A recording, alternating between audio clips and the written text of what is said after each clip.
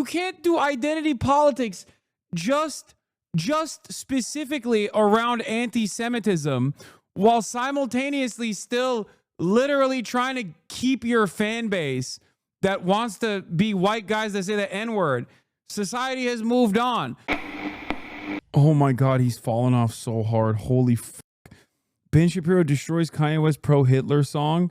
99,000 views 2 days ago. Oh my God, the downfall of Ben Shapiro. I never thought I would fucking see the day, dude. Oh, wow. I can't believe it's happening. I can't believe it's happening at a time when like his replacement is so much fucking worse. Not so much worse, but just like smellier overall. How are the comments looking? Oh, it's probably Hitlerian. Spoiler alert, Ben Shapiro did not enjoy Heil Hitler by Kanye West. This song got censored faster than Mossad's involvement at 9/11. I'm pretty sure nobody came for Ben's opinion, but rather for the comments.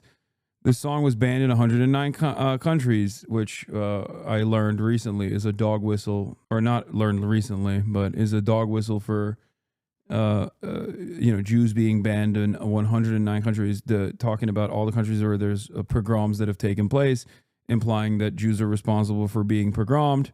Ben did indeed not understand his tweets on Twitter. If somebody dropped a song named Hail Satan, nobody would bat an eye. This is another argument that I've heard quite a bit. And it's like, yeah, nobody would bat an eye because it's a fictional character, you fucking moron. What are you, a child? What kind of dumb peasant brain bullshit is this? Yes, Satan is not real. Hitler is a real figure. He was a real figure who did horrifying crimes.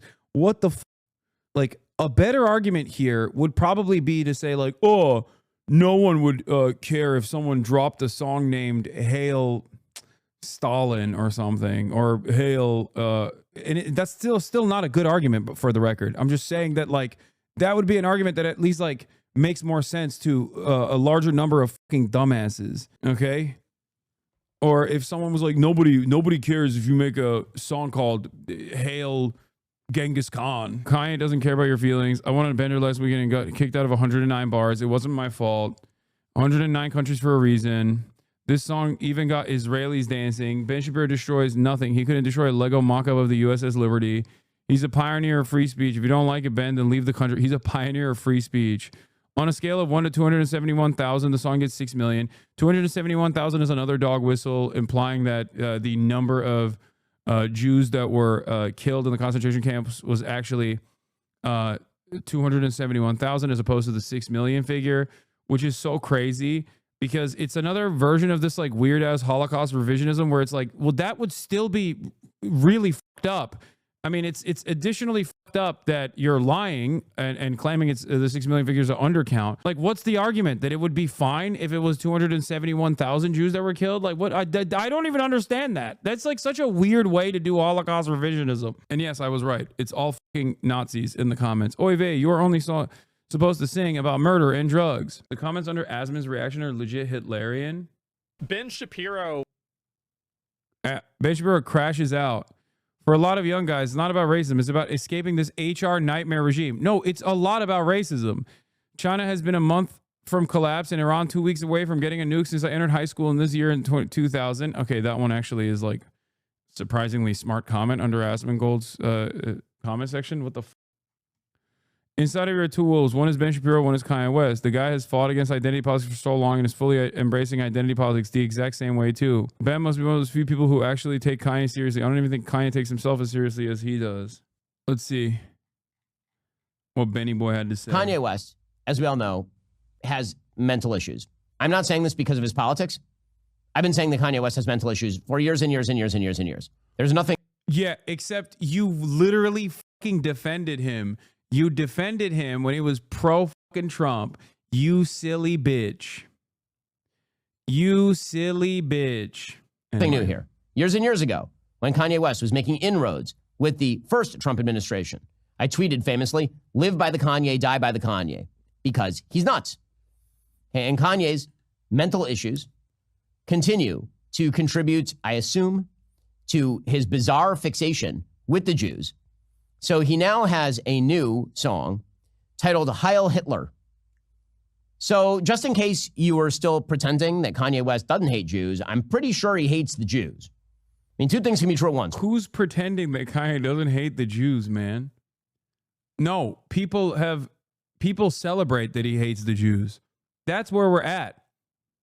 This is officially where we are at now. And by the way, you want to know why we're there? For those of you who don't know why we're there, this isn't just about Kanye. This is 100% about Elon Musk and his Twitter takeover.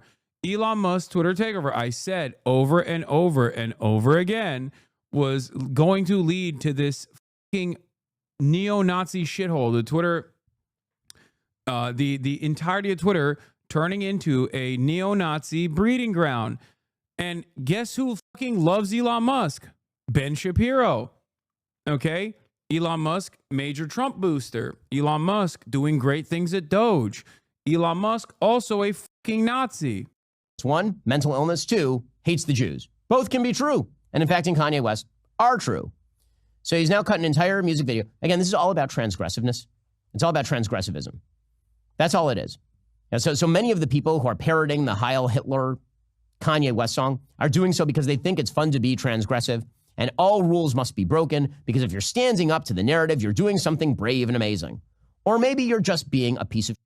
That's also possible. It turns out that some rules exist for a reason. And like being against Hitler seems to be I don't know, call me controversial, call me crazy. Hitler seems bad. I don't know. I feel like Hitler was not a good person. And I feel like the things he did were bad. If that makes me controversial, if it makes me a censor of some sort. Quiet again? Oh, I guess, sure. All right, fine. Now, again, I've not called for Kanye West to be deplatformed from anything. I'm just pointing out that many of the people who are very enthusiastic about Kanye West making common cause with people on the right are utterly silent when it comes to his absolutely open shift into Nazism.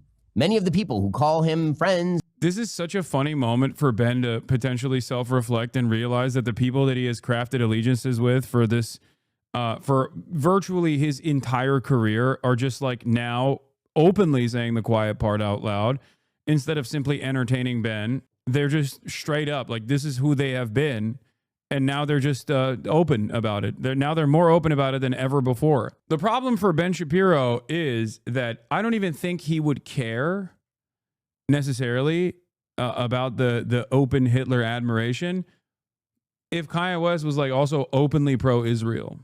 I'm not even kidding. Looking at his track record with Candace Owens, Ben Shapiro, never forget, hired Candace Owens after Candace Owens came out and said Adolf Hitler wanted to make Germany great. It was Adolf Hitler's invasion of Poland that actually reached the line of globalism.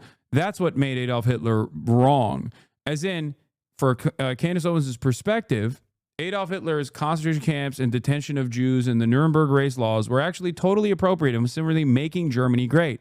Now, Ben, knowing all of that, still hired Candace Owens for the Daily Wire. What's interesting is that Candace Owens was still very much anti-Semitic the entire time, except something changed. After October 7, Candace Owens became anti-Israel.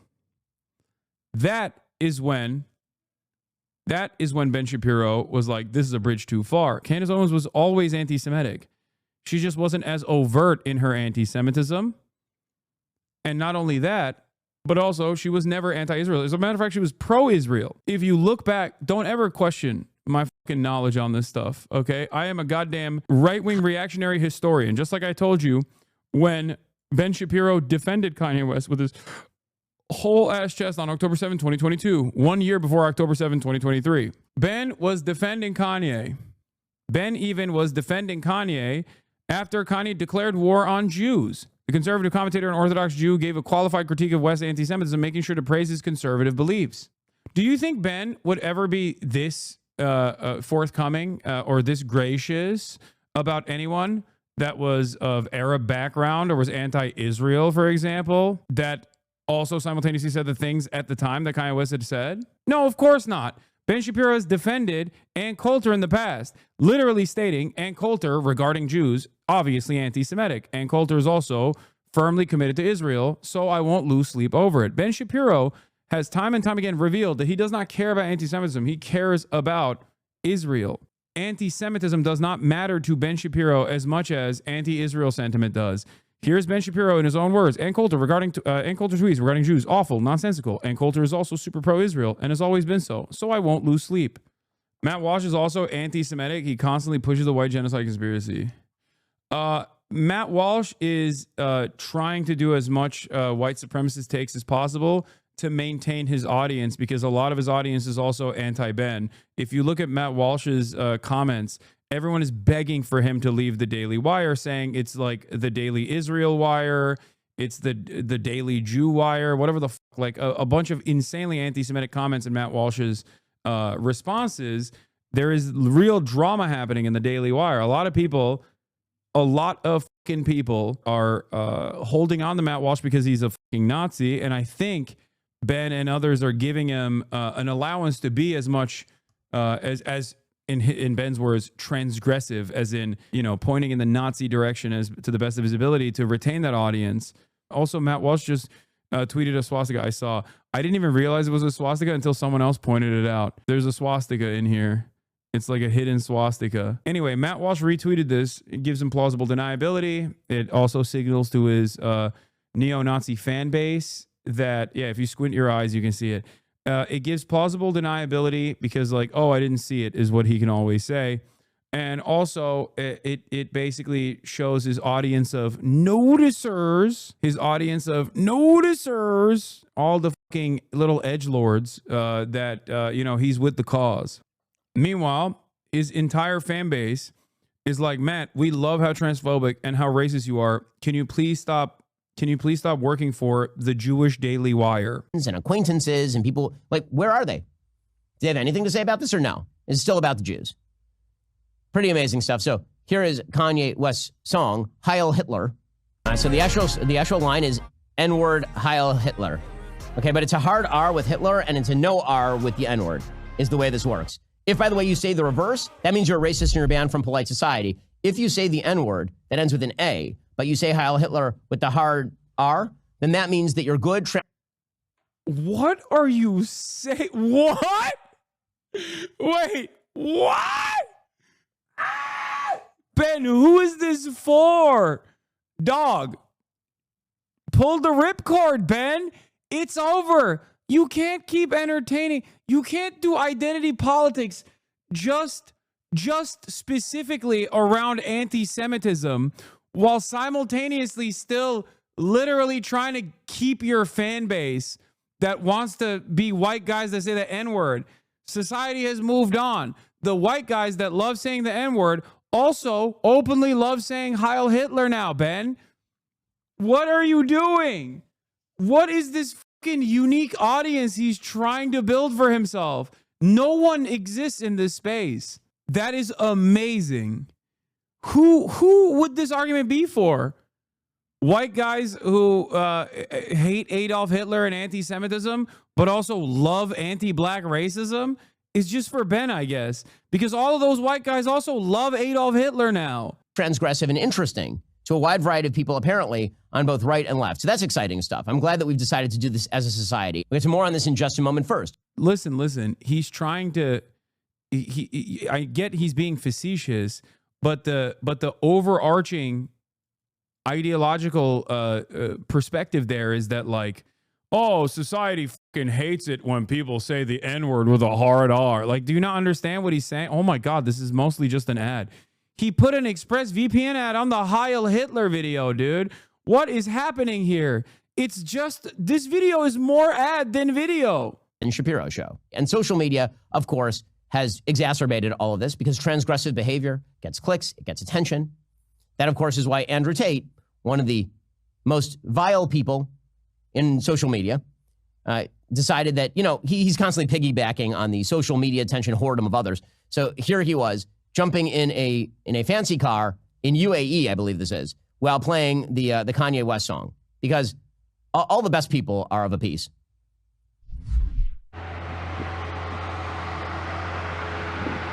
Like, it makes logical sense for all of these races to also be anti-Semitic. You know what I mean? Like, why wouldn't they be? Especially if they're not Jewish. Like, why wouldn't they also be anti-Semitic, Ben? Like, what is...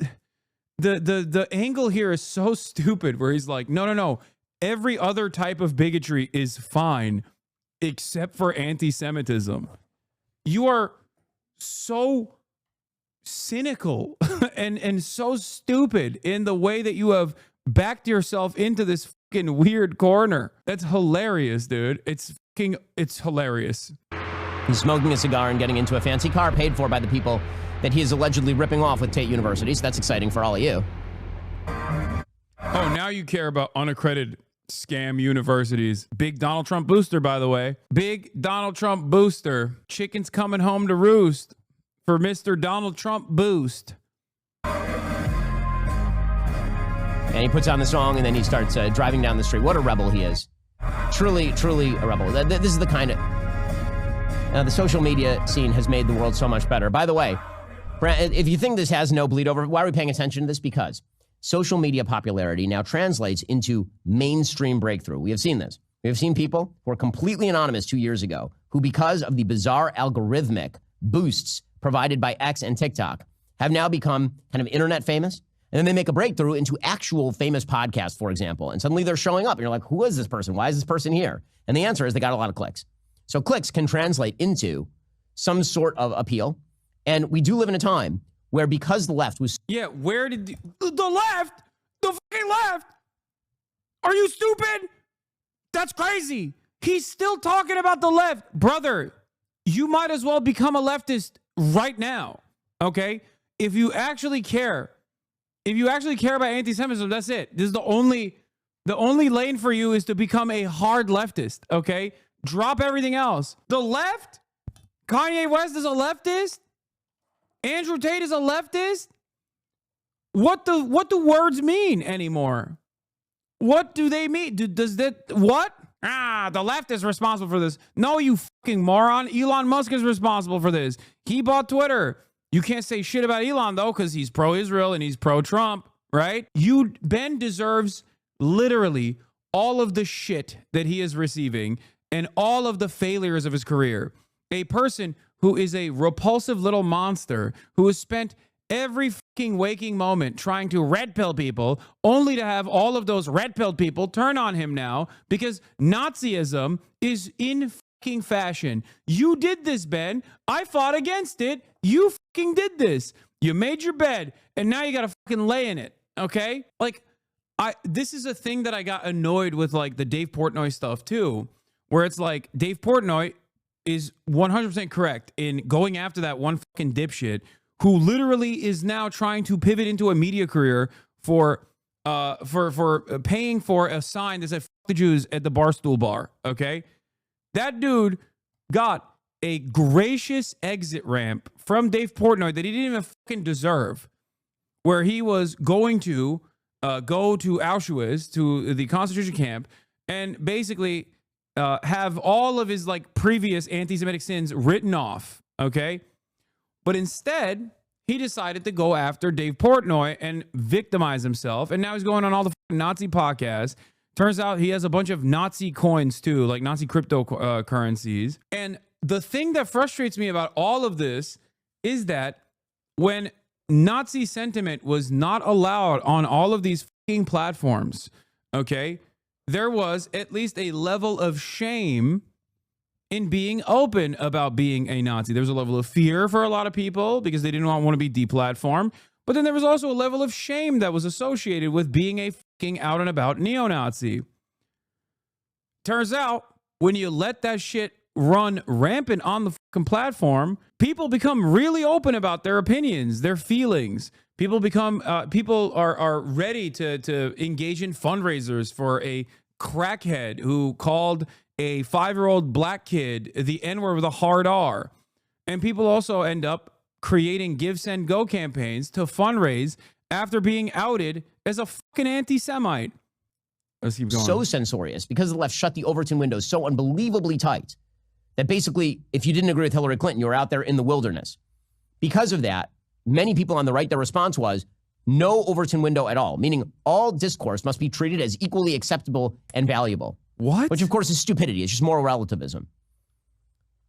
N-word Heil Hitler is not of the same caliber of discussion as, say, should we raise or lower pharmaceutical prices based on government mandate?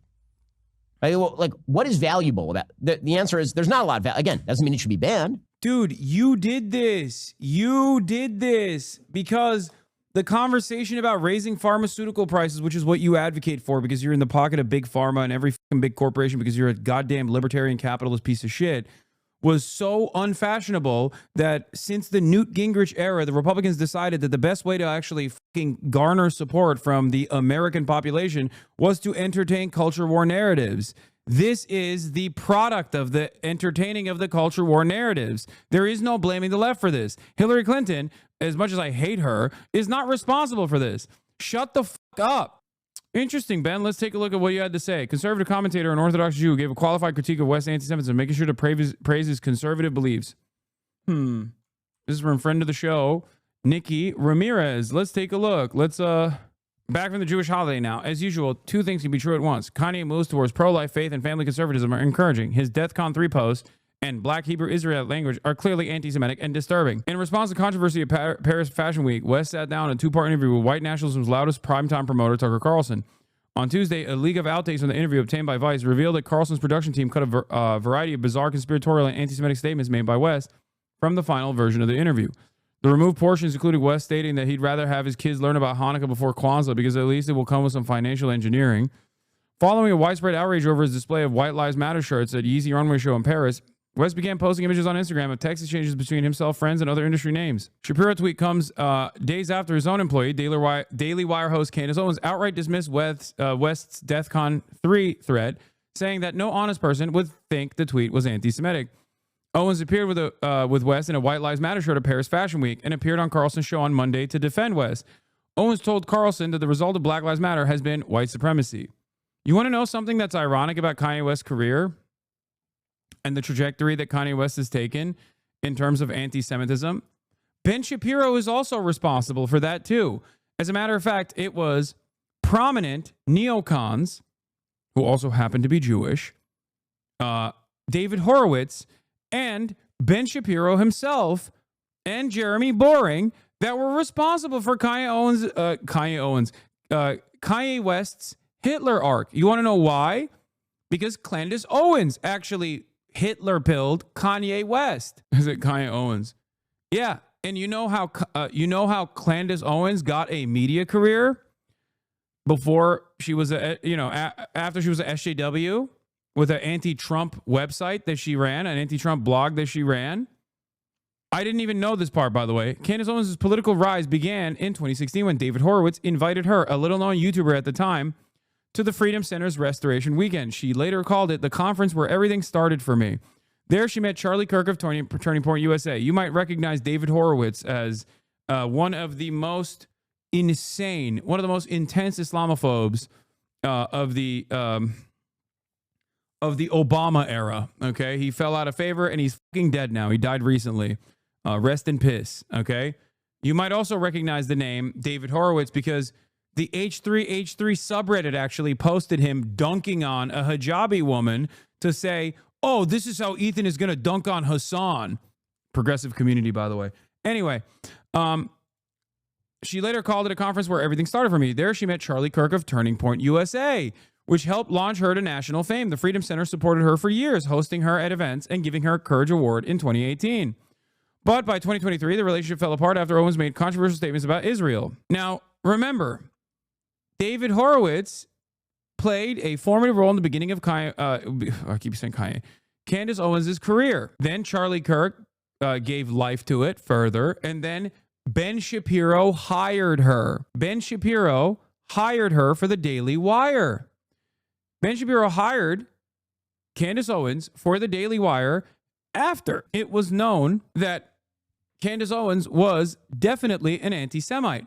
But at that time, up until as late as 2018, Candace Owens was still very much pro-Israel. There are tweets of Candace up until 2018 where she's like doing the classic Zionist Hasbara lines, talking about like what apartheid or whatever the someone I'm sure can find it. So it wasn't a problem for Ben.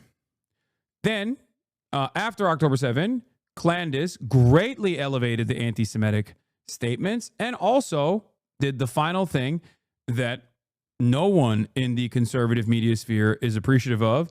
She became anti-Israel. In the process, she also was responsible for Kanye's Hitler arc. Very cool. And now Ben is trying to find a way to make this about the fucking left.